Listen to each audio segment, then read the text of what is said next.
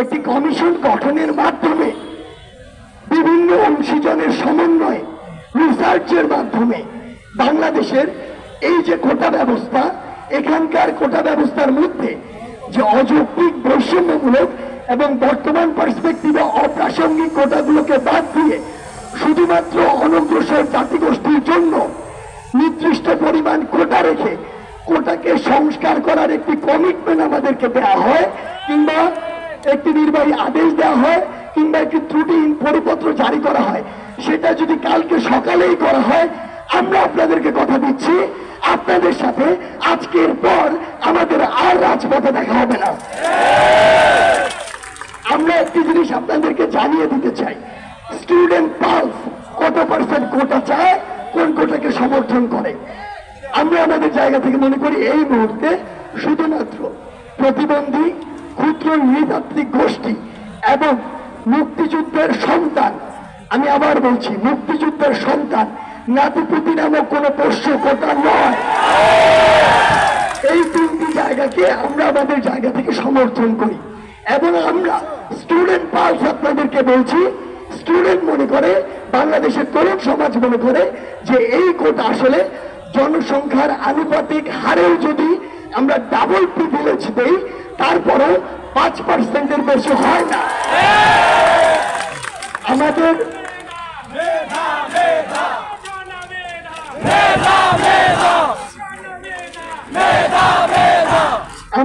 অবস্থান খুবই স্পষ্ট এবং আমাদের মনে হয় যে এর যে সাধারণ কোনো ইকুয়েশন হতে পারে না। আমরা বলিনি আপনি কালকেই কমিশন গঠন করেন, আমরা বলেছি আপনি একটি কমিটমেন্ট দেন, একটি পরিপত্র দেন, কিংবা একটি নির্বাহী আদেশ দেন। স্টুডেন্টরা অ্যাকচুয়ালি আমার মনে হয় না যে এর চেয়ে খুব সাধারণভাবে তাদের দাবিটি আর উপস্থাপন করা রয়েছে। সর্বশেষ যে কথাটি বলতে চাই, যদি আমাদের সাথে স্টুডেন্টদের আবেগের সাথে এই যে রেসপন্স না করার যে খেলা শুরু হয়েছে সেটি শুরু হয়, তাহলে আমরা মনে করব যে বাংলাদেশের যারা নীতি নির্ধারক পর্যায়ে রয়েছে, সরকার বলি, নির্বাহী বিভাগ বলি, যাদের কাছে আমাদের দাবি, তারা যে দেখেও না দেখার ভান করছেন, এটি যদি করা হয় তাহলে আমরা মনে করব তারাই চাচ্ছেন আমরা পড়াশোনা বাদ দিয়ে রাজপথে বসে থাকি। আমাদের যে দাবিটি সেটি একদম স্পষ্ট।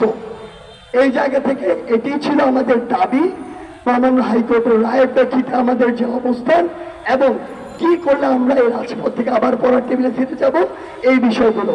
এ পর্যায়ে আমি অনুরোধ করছি আমাদের আরেকজন সমন্বয়ক আসিফকে আমাদের যে আগামীকালকের কর্মসূচি রয়েছে সেটি ঘোষণা করার জন্য। 5 জুন থেকে শিক্ষার্থীরা আন্দোলনে রাজপথে সময় কাটাচ্ছে। বন্ধুগণ, আমাদের পড়াশোনার ক্ষতি হচ্ছে, আমাদের যে স্বাভাবিক জীবনযাত্রা সেটি ক্ষতিগ্রস্ত হচ্ছে। এরই প্রেক্ষিতে আজ সারা দেশে আমাদের সকাল সন্ধ্যা ব্লকেট কর্মসূচি ছিল এবং সারা দেশে আমাদের সহযোদ্ধা টেকনাফ থেকে তেতুলিয়া, রূপসা থেকে পাথুরিয়া, প্রতিটি মোড়ে মোড়ে, প্রতিটি রেল লাইনে এই ব্লকেট কর্মসূচিকে সফলভাবে সম্পন্ন করেছেন। আমি সেই প্রত্যেক সহযোদ্ধাকে অন্তরের অন্তঃস্থল থেকে, এই শাহবাগ থেকে ধন্যবাদ জানাতে চাই।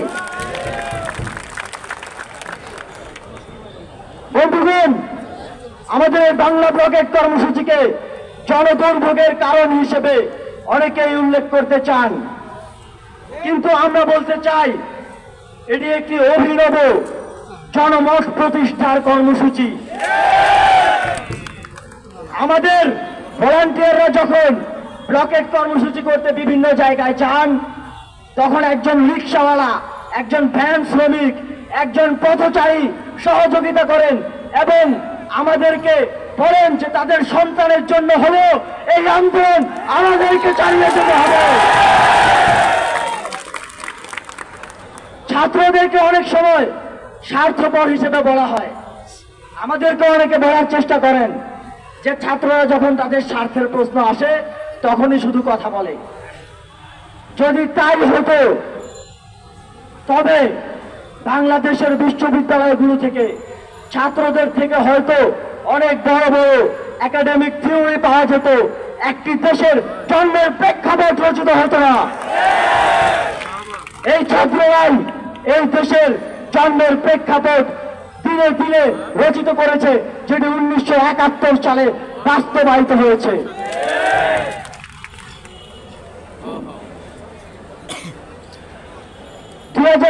সালে আমাদের আন্দোলনের প্রেক্ষিতে যেই পরিপত্রটি দেওয়া হয়েছিল, হাইকোর্ট মনে করে সেটি একটি অসম্পূর্ণ পরিপত্র এবং সেটি বাতিল করা হয়েছে। আমরা এই আইনি প্রক্রিয়ায় হাইকোর্টের বারান্দায় যেতে চাই না। আমরা আমাদের পড়ার টেবিলে থাকতে চাই, আমাদের রুটিন কার্যক্রম চালিয়ে যেতে চাই। ছাত্ররা কিন্তু এই কোটা ইস্যুতে তাদের রায় রাজপথে জানান দিয়ে যাবে যতদিন না আমাদের দাবি না মেনে নেওয়া হয়। আমাদের দাবি অত্যন্ত সুস্পষ্ট। আমরা এক দফা দাবি করেছি যে সরকারের নির্বাহী বিভাগ থেকে সুস্পষ্ট ঘোষণা আসতে হবে, নির্দেশনা আসতে হবে যে একটি কমিশন গঠন করে একটি সম্পূর্ণ এবং স্থায়ী সমাধানের দিকে সরকার এই কোটা ব্যবস্থাকে নিয়ে যাবে। সংগ্রামী বন্ধুগণ, আমাদের আগামীকালকের কর্মসূচি বিকাল 3:30 থেকে বাংলাদেশের প্রতিটি আনাচে কানাচে, প্রতিটি রাজপথে, প্রতিটি রেল লাইনে শিক্ষার্থীরা বাংলা ব্লকেট কর্মসূচি অব্যাহত রাখবে।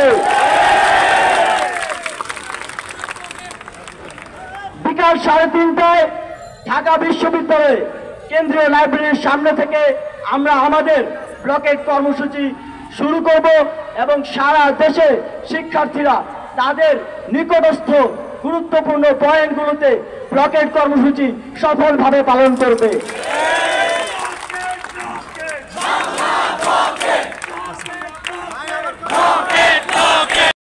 পরিপত্রটি অবৈধ ঘোষণা হতে পারে। অর্থাৎ আমরা যে জিনিসটি দেখতে পাই সেটি হচ্ছে যে ওই একটি রায়ের উপরে নির্ভর করেই আমরা আসলে থাকতে পারি না, সেটি আমাদের দাবির সাথে যায় না। কেউ যদি বলে যে সেখানে তো কোটা বাতিল করা হয়, এখানে আমাদের দ্বিতীয় যে স্ট্যান্ড পয়েন্টটি সেটি হচ্ছে যে দেখুন, আমরা যেটি দাবি করছি যে সরকারি চাকরিতে সকল গ্রেডের বিষয়টি আমাদের কাছে খুবই গুরুত্বপূর্ণ। বাংলাদেশের প্রথম এবং দ্বিতীয় শ্রেণীতে যতগুলো চাকুরি রয়েছে, তৃতীয় এবং চতুর্থ শ্রেণীতে সেই চাকুরি সংখ্যা তার চেয়ে অনেক অনেক বেশি। এবং এই তৃতীয় এবং চতুর্থ শ্রেণীতে এই বৈষম্য, অযৌক্তিক বিষয় এবং অন্যায় আরো অনেক বেশি। তো সেই জায়গা থেকে আমাদের অবস্থান হচ্ছে একটা দেশের এত বড় একটা জনশক্তি, এত বড় একটা তরুণ সমাজ কিংবা এত বড় একটা চাকুরিজীবী সমাজকে উপেক্ষা করে আপনি কোনোদিন একটা দেশকে এগিয়ে নিয়ে যেতে পারেন না।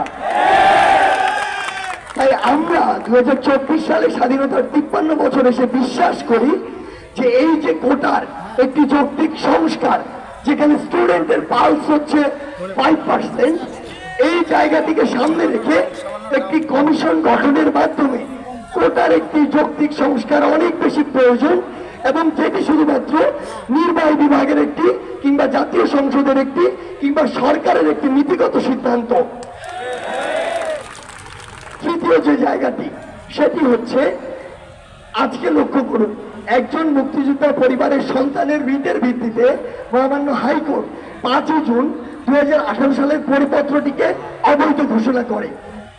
আমরা দেখি সংবিধানে অনগ্রসর জাতিগোষ্ঠীকে একটা সুবিধা বা প্রিভিলেজ দেওয়ার একটি কথা রয়েছে। আমরা এটি বিশ্বাস করি বলেই আমরা কোটাটি সংস্কার চাচ্ছি। এখন 2018 সালের পরিপত্রে আপনি লক্ষ্য করবেন কোনো কোটাই নেই প্রথম এবং দ্বিতীয় শ্রেণীতে। তাহলে আবার যদি সংক্ষুব্ধ হয়ে একজন প্রতিবন্ধী কিংবা ক্ষুদ্র নৃতাত্ত্বিক গোষ্ঠীর একজন সদস্য যদি হাইকোর্টে এসে রিট করে এবং আবার সেই 2018 সালের পরিপত্রটি বাতিল করা হয়, তাহলে অ্যাকচুয়ালি আমরা কোন অবস্থার দিকে যাচ্ছি?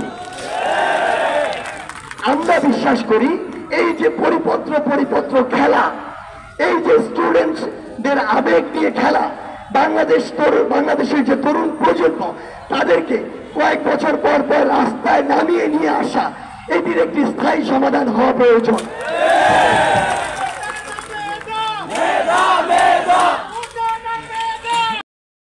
আমরা সারা বাংলার ছাত্র সমাজের পক্ষ থেকে জানাতে চাই, বাংলাদেশ রাষ্ট্রের নির্বাহী বিভাগের উপরে আমরা এখনো আস্থা রাখতে চাই। আমরা মাননীয় প্রধানমন্ত্রীর উপর আস্থা রাখতে চাই। তবে আমরা এটি জানাতে চাই, আমাদের যারা যে দুইজন হাইকোর্টে গিয়ে রিট করেছেন তারা আমাদের প্রতিনিধি হয়ে যাননি, তারা ব্যক্তিগত উদ্যোগে গিয়েছেন। সেটা আমরা জানি না। আমাদের লক্ষ্য, আমাদের উদ্দেশ্য, আমাদের সকল দাবি বাংলাদেশ রাষ্ট্রের নির্বাহী বিভাগের কাছে। আচ্ছা, একটু কাইন্ডলি ম্যানেজ করে নিতে হবে, কাইন্ডলি।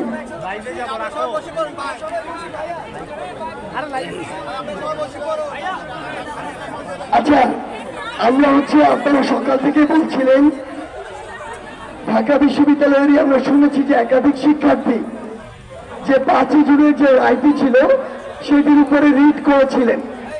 তো তার ভিত্তিতে মহামান্য হাইকোর্ট থেকে 5 জুনের যে রায়টি ছিল সেটিকে 4 সপ্তাহের জন্য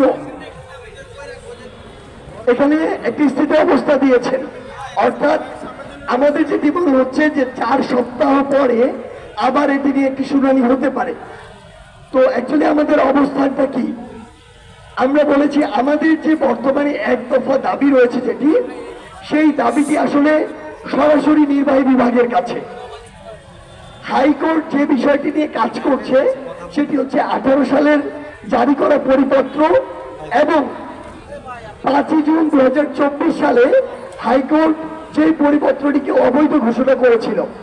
অর্থাৎ হাইকোর্ট এখন আমরা মনে করি দুটি কাজ করতে পারে। এক, 5 জুনের যে অবৈধ ঘোষণা সে জায়গায় থেকে যেতে পারে। দুই, যে কাজটি করতে পারে 2018 সালের যে পরিপত্রটি ছিল সেটিকে বহাল